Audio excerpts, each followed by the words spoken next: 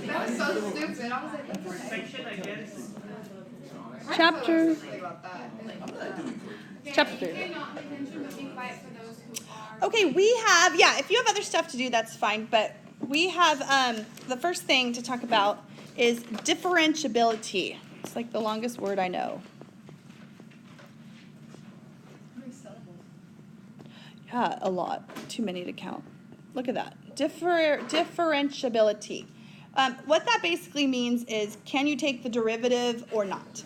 And there are ways that it fails. There are 4 ways. Do you remember the 4 ways? 4 ways differentiability fails. Okay, yeah, so that's discontinuity. So that's one way.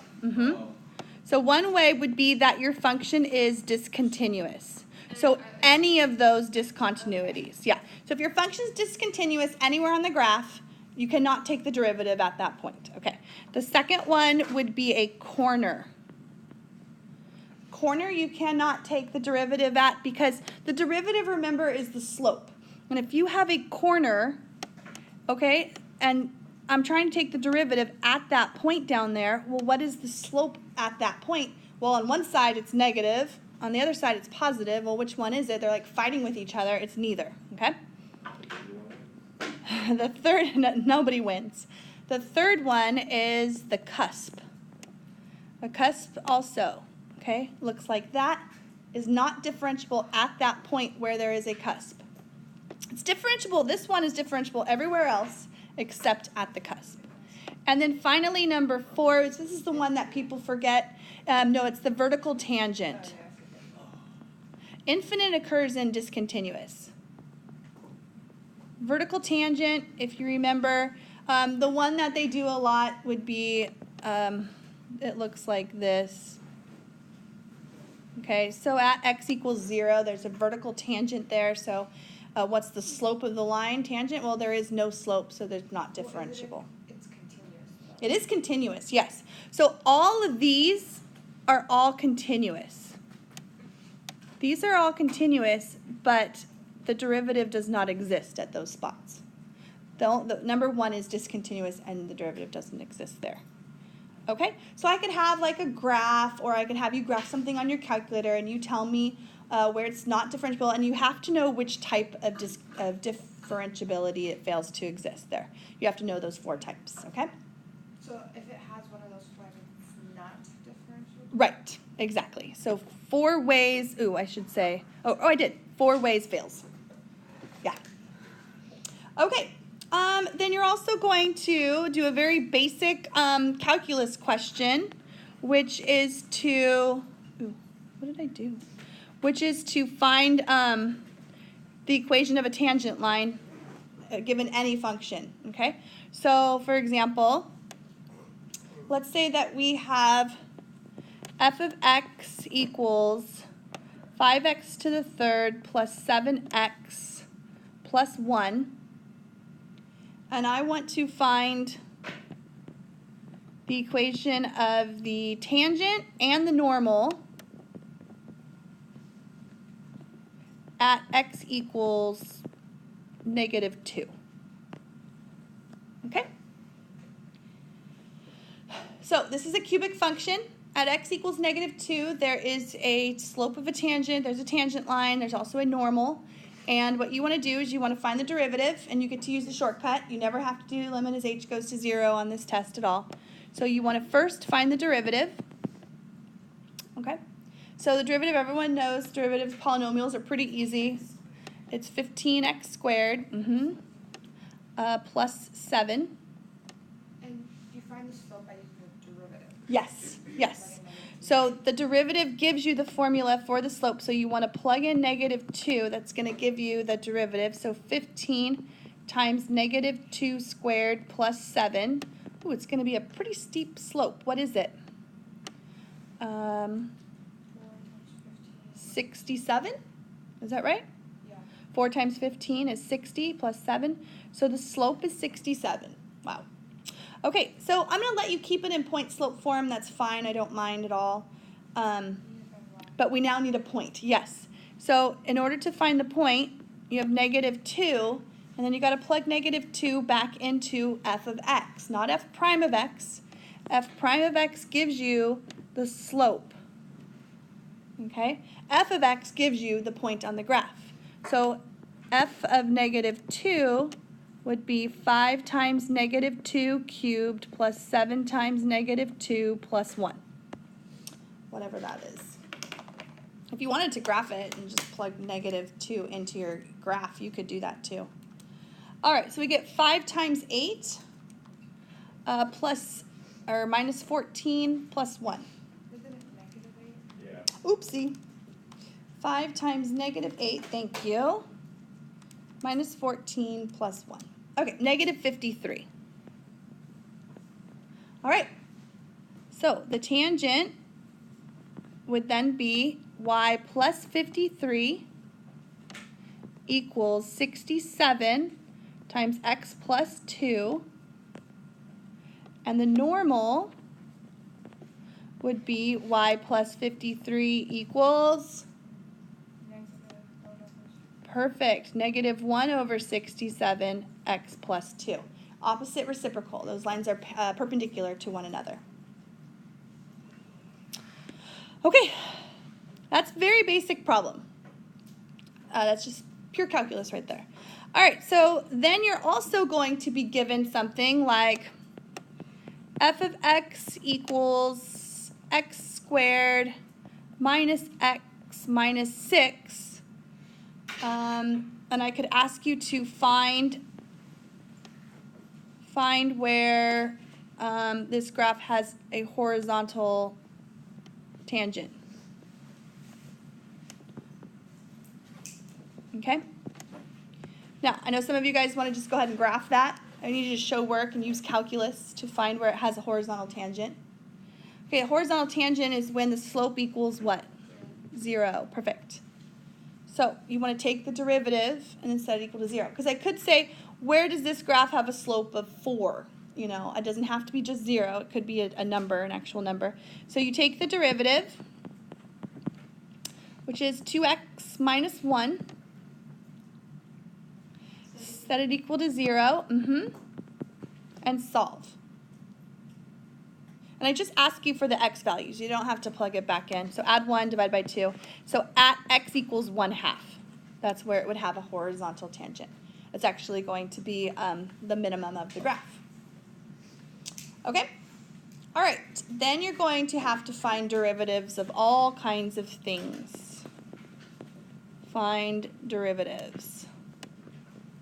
Now, you just know the basics right now. We don't know chain rule. That's going to come up later. Finding derivatives, you're going to use product rule a lot.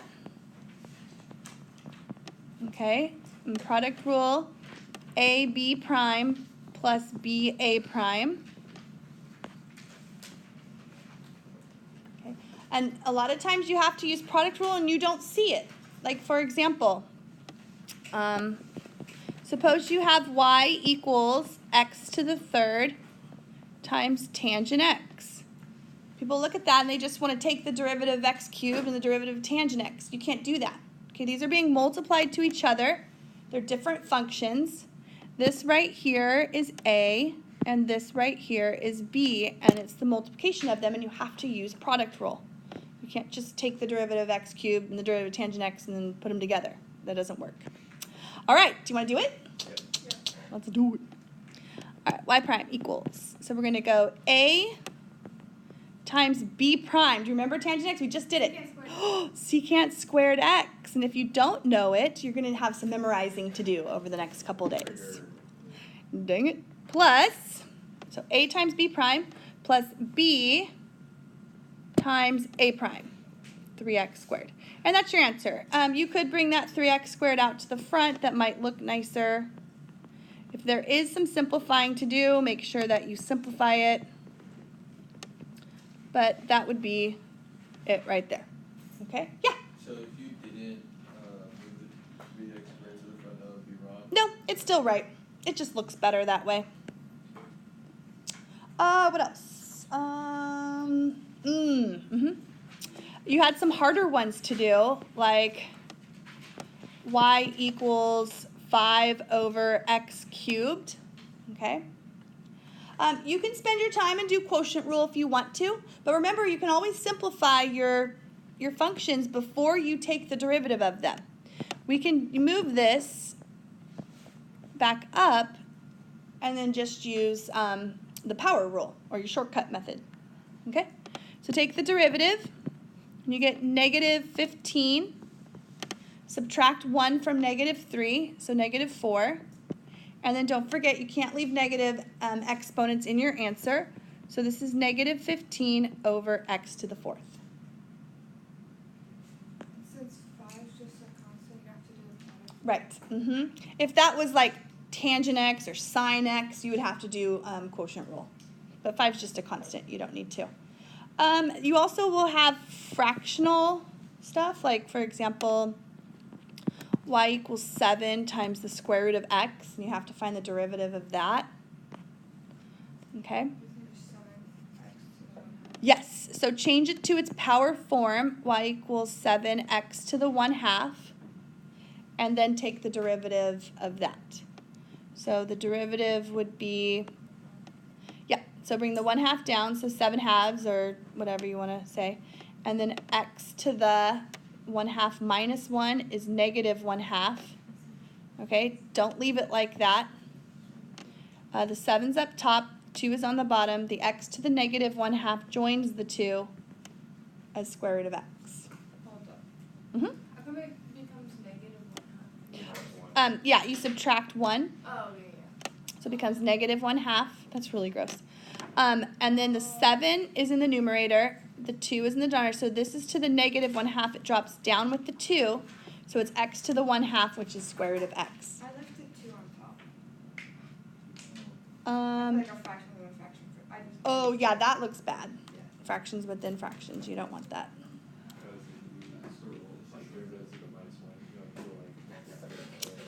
Okay, Oh, yeah. do you remember how to do inderiv on your calculator?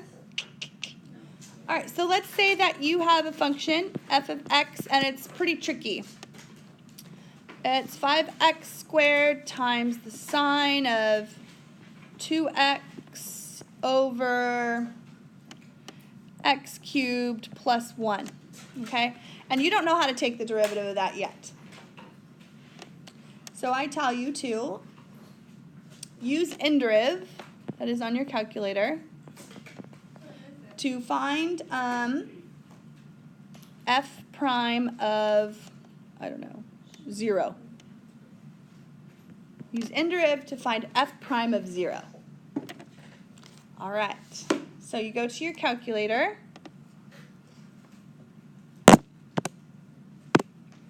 And yeah, where is that thing? Alpha window. There it is, number 3. So derivative, and this is a doozy, parentheses, yeah, 5x squared sine of 2x, close those parentheses, divide by parentheses, x cubed plus 1, x cubed plus 1, close those parentheses for the bottom, and then parentheses again. I don't know if I need all, parentheses again, but we'll see, at x equals 0. Whoa. I did not. I got 0. Yeah. I got negative 1.19. Really? Wait, 0's good? No. What did I do wrong? Because I did Mine didn't even work. the parentheses that's given, then I put parentheses Mhm. 5x squared, another parentheses sine, parentheses 2x, close parentheses for 2x, and then close it again for sine. Did I do Divided too by many? parentheses. I got 9.9999333 e to the negative 6. That's what I got. Okay, then I You're think missing a Where did I put it? I am? x Oh, wait, equals. never What did you do wrong? I don't know, I think it's, parentheses are good. That's what I got. That's what you got? So 10 times 10 to the negative 6. It's practically 0. Someone said 0? Yeah. So figure Well, I got 0, but then I. No, I think it is 0 because that's as close to 0. I just That's put an close to extra 0. parenthesis, and then I got. I don't know what I did. That's what you Well, got? we have x to the x, not x to the 0. Oh. All right, so it would be 0. Oh, but why did I put an extra parenthesis and then I got 9.9? An extra parenthesis around like the whole thing. So you need First I parentheses didn't- around the first I bottom. didn't have parentheses under that and I got 0. Oh. And then I put parentheses under that and I got 9.9 times 10. Oh, weird. It's the same answer, but yeah, Interesting. very interesting. Okay, make sure that you know quotient rule too. So if you have something like f of x equals 30x over x plus 5, and you have to find the derivative, that you use quotient rule here, okay? So remember, quotient rule is, so if this was a over b, quotient rule is low d high minus high d low over the square of what's below. Okay? So in this case, we have, do you want to try it? Some of you are working on it already, I can tell.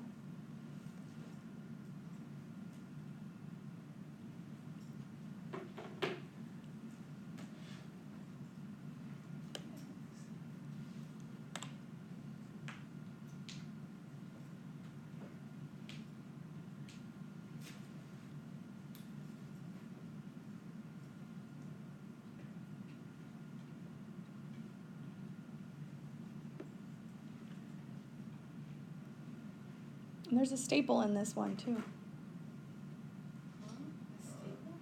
That means it's 3 pages. Front and back and then another one. Yeah. I have a question about if there's like something